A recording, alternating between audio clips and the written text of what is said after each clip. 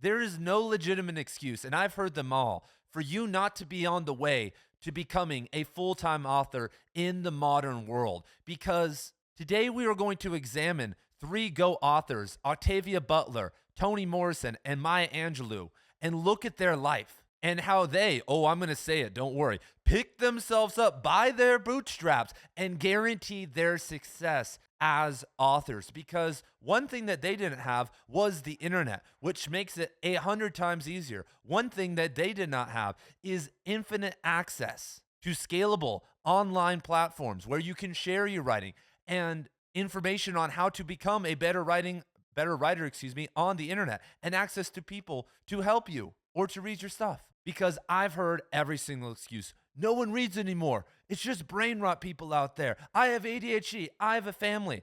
And guys, this video is for the serious writers, because writers write and winners win. And if you have excuses, then just shut this off and continue to complain. Because as you guys are about to see with Octavia Butler, she did everything that you guys are most likely too proud, too logical, too unimaginative to do. Because everyone online loves to decode the gurus now. People will say, Right Conscious is a grifter. I watch CoffeeZilla. I know what you're doing right now, Right Conscious. But Octavia Butler was doing what so many greats in art and entrepreneurship and in personal development, whether that's on the highest level or just a mom becoming a better person, did.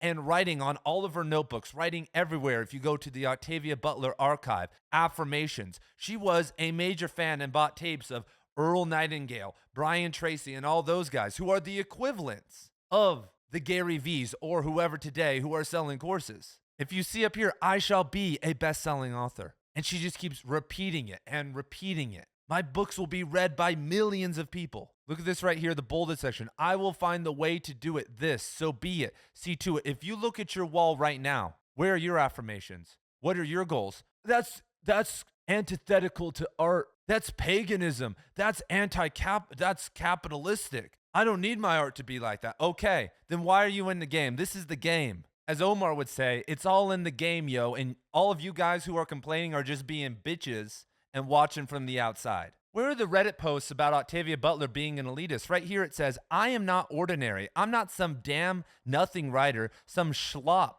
who spends her whole life writing and being ignored and shit on and used and made to feel she ought to be grateful for the fucking privilege. I know so many writers who will literally call themselves average. They will say, I'm a writer for the people. I'm writing for the people. I'm just an average man sharing my average thoughts. If you are here, if you are trying to be a writer, you are already extraordinary. If you are an artist, you are different. And if you are not going to double down on that idea, then you are not going to be successful. Because everyone who pushes that, everyone who just acts like an everyman who reaches the top, either got really lucky or most likely they are just lying to you. They are just putting on a front and just trying to be just the run-of-the-mill person. Most artists are egomaniacs. Most of us are working against so much that you have to have an unquestionable belief in yourself and go beyond extraordinary if you want to make this work. Because Octavia Butler is doing this because we are negatively programmed in our society. What I say the greatest conspiracy of all is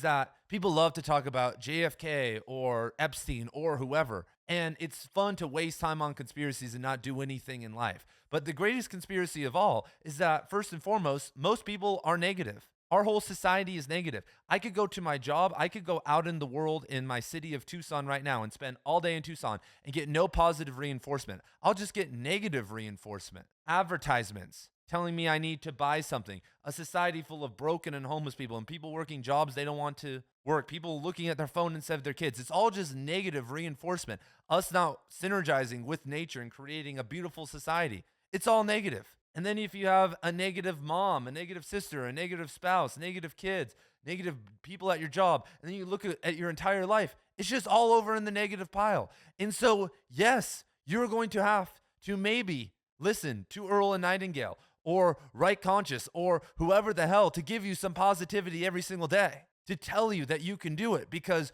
you need to, yes, program yourself and tell yourself that you can do this. And it's not going to happen overnight. This is a process that you are always going to be grappling with. Oh, did I mention that Octavia Butler was waking up at 2 a.m. to write? that she wrote from 2 in the morning to 6 in the morning, then worked her 3 jobs for the rest of the day for years until she broke through? How about that for an excuse? She's not Jocko, I wake up at 4 in the morning. Do you guys know that Jocko takes a nap? Jocko wakes up and then takes a nap in the day. Did you hear that piece?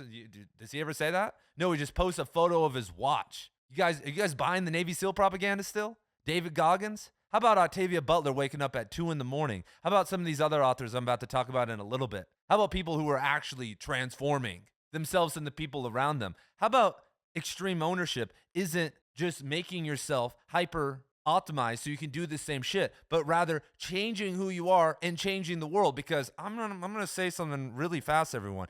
I don't think that the Navy SEALs who participated in the War on Terror really helped the world in a good way. Would you guys agree? Because they were adult conscious individuals. And when I was 18, I sure as hell knew that I was going to be participating in the military industrial complex. No excuses. This isn't the dark ages where you're conscripted. This isn't World War II where you're conscripted. So many writers like to act like it's all in the flow. There needs to be no accountability. But when you look at most writers' routines, when you look at how they show up every single day, they make it happen. And if you've ever tried to do Stephen King's routine, we'll look at that page in a second, or Haruki Murakami's routine, you've probably failed if you tried to have a consistent routine. Why is that? Because most likely there are no goals connected to it. There are no affirmations helping you push through it. Sometimes you need on-the-ground objective numbers to make it happen. Patricia Smith, one of the best, very good living American poet, told me, there I am right there, 19 years old. When I asked her, how do you become a better writer? What do I need to do? She said, you need to write 10 pages a day. I said 10. She said, at least 10, no less than 10.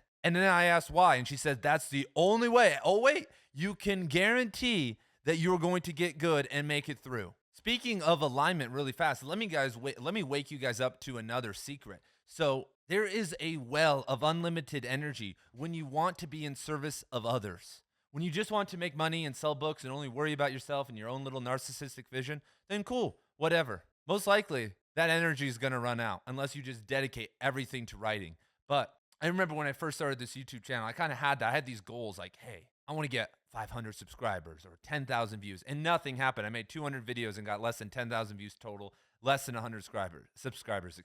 But then when I started telling myself, I was like, wait, that doesn't matter. What matters is I'm going to start awakening readers. I'm going to start helping writers. I'm going to share writers people have never heard of before and get them excited and revive literature and create this literary renaissance. Literally within 2 months after, of me adopting that mentality, this channel blew up because I had a different energy, because it wasn't about me anymore. And so when you see these numbers about writing 5 pages a day, it only works when you ask yourself, why are you writing 5 pages a day? Why do you actually want to do this?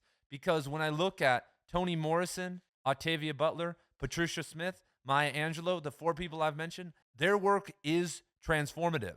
Their work will change your perspective on certain things in this reality, and you will never be the same again. And that won't be the case for everybody. There's always some dude, I read Toni Morrison, nothing changed. Okay, millions of people have had their lives transformed by these authors. And I could bore you guys with Butler's notebooks all day because there's dozens of them. Every single day she was writing contracts. She would say, I need to do this today. And she would sign a contract almost like a blood oath to make sure that she would do it, I guess, as a way of motivating yourself. What systems, what things do you have in place? Does your wife or husband support you? Do your kids support you?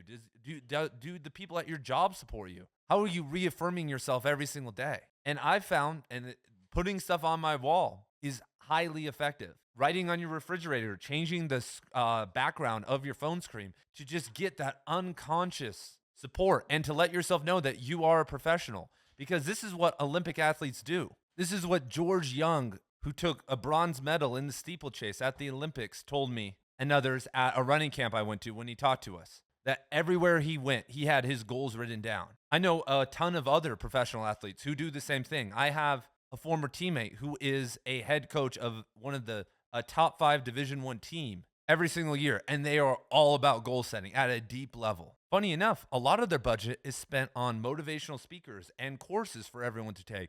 It's grifters. But if you ask them, why are you different than the other people? Why are you in the top 5 every single year? That's what they'll say. So we'll cut it there with my personal development pitch. But let us move on to Toni Morrison. So Toni Morrison, one of the literary fiction goats, especially in terms of like American writing. But what makes Morrison interesting is that she had a career as an editor before she kind of made the splash into writing fiction. And what really strikes me about Morrison, alongside Maya and Butler, is that first and foremost, she was raised in poverty, that she had a very hard upbringing. Someone on her street was lynched, according to her. Maya Angelou, obviously, I'm sure if you've read I Know Why the Caged Bird Sings, was raped. Octavia Butler's father died when she was 7.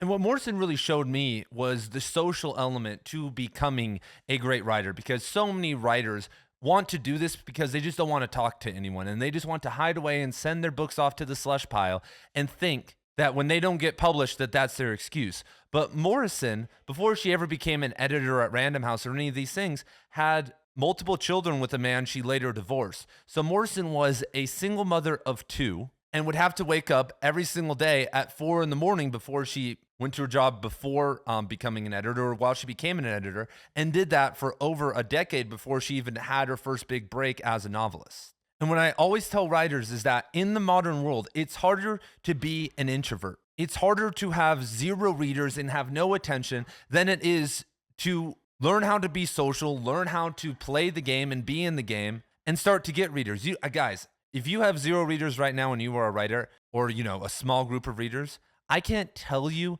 how amazing it feels to be able to hit publish and know that at least 10 people are going to read what you are going to put out into the world.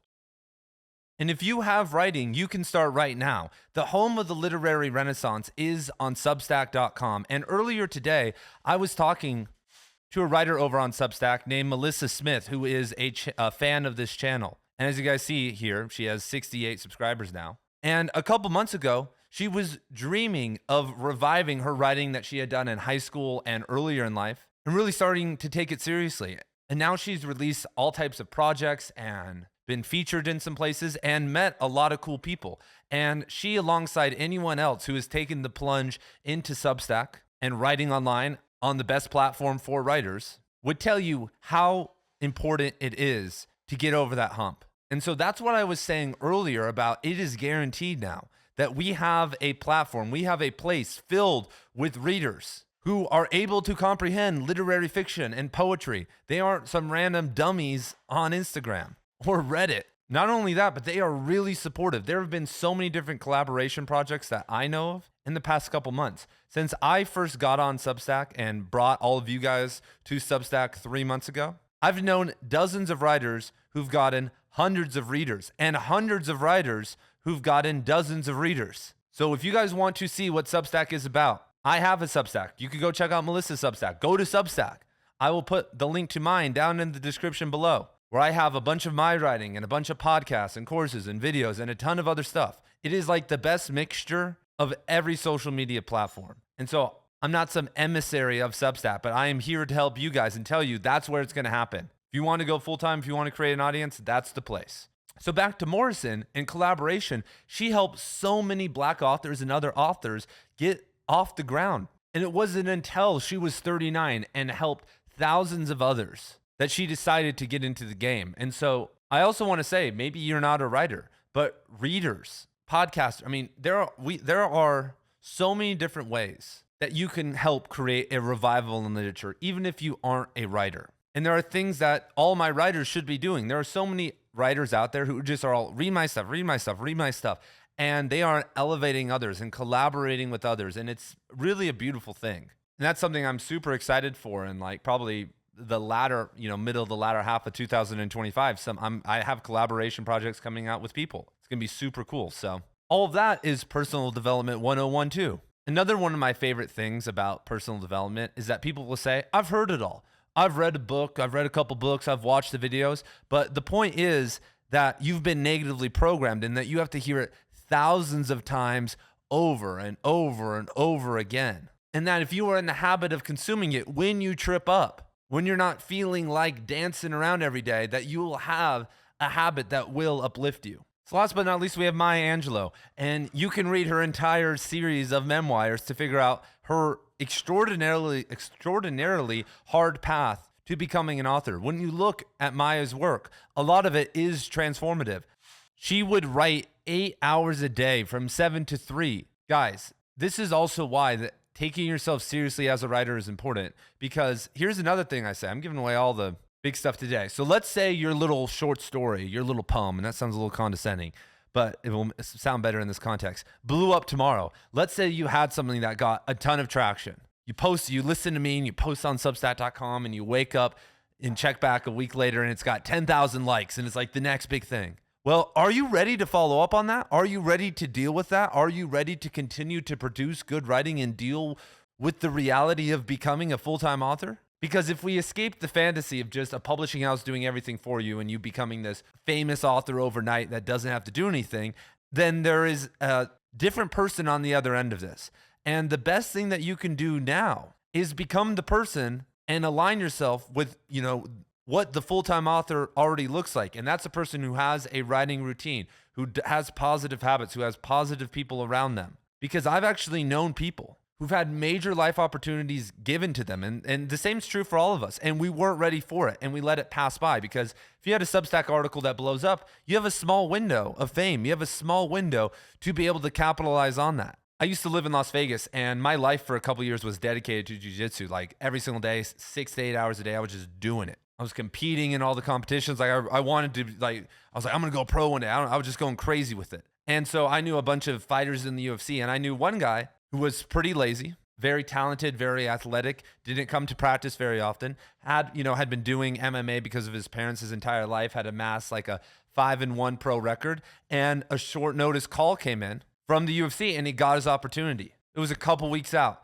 totally out of shape, wasn't training. They gave him some monster, and he got destroyed. And after that first fight, I remember him coming in like 2 weeks later to practice, and he didn't have a killer's mentality, nothing but excuses. Oh, this happened and this happened. And so he had this 2-fight contract, and then he lost the second fight because he wasn't ready for that opportunity. And that was the end of his career. He had a couple regional fight circuits, and that was it. And now I won't say what he's doing, but so believe in yourself. Take your writing seriously. This is why I say you should be writing something transformative, something that when people read it, they're going to email me you and be like, dude, you changed my life. Because right now, when I'm having a hard day, right now, whether it's with my writing or my channel, I have had people who've left me beautiful comments that I'll always be able to tap into whenever I see negativity surrounding me. I have that well. But if you've never put yourself out in the world and you aren't doing something serious, then you will falter. And so this is the word. This is the message. I love each and every one of you guys. Go after it. Go get it. Winners win.